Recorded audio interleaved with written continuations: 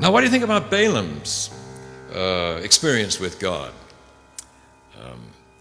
Balaam went to God and said, King Balak has offered me a splendid fee if I will curse your people, and I'll pay you double tithe if you prefer. Just give me permission to do it.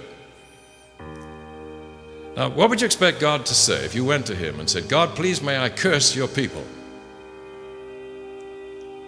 I mean, what do you think of a man who'd ask for such permission?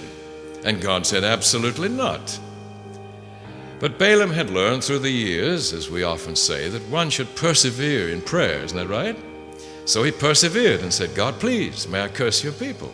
And God said the answer's the same, absolutely not. But he persevered, and God said, all right, you may.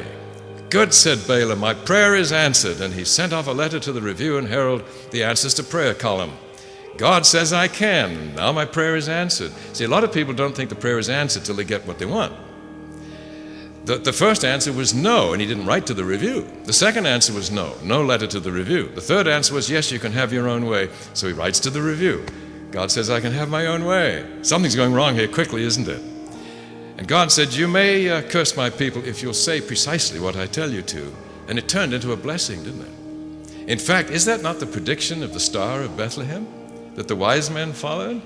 Isn't he the one who talked about the star? How could God use a man like that? Well, I think God looks good there. God is willing to use imperfect people. Well, everybody he's ever used has been imperfect. But he sometimes uses very imperfect people.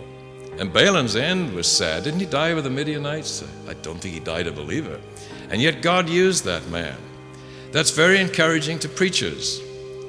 If God says, I will only use perfect speakers in my pulpit, we'd have empty pulpits, you know. And God is willing to use people.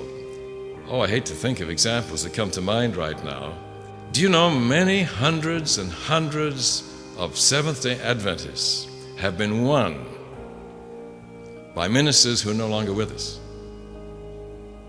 Don't think about too many names, but maybe you can. I think of some leading saints in the Adventist church who've been real leaders in the church, and they were won to our beliefs about our God by ministers who've long since gone in the opposite direction.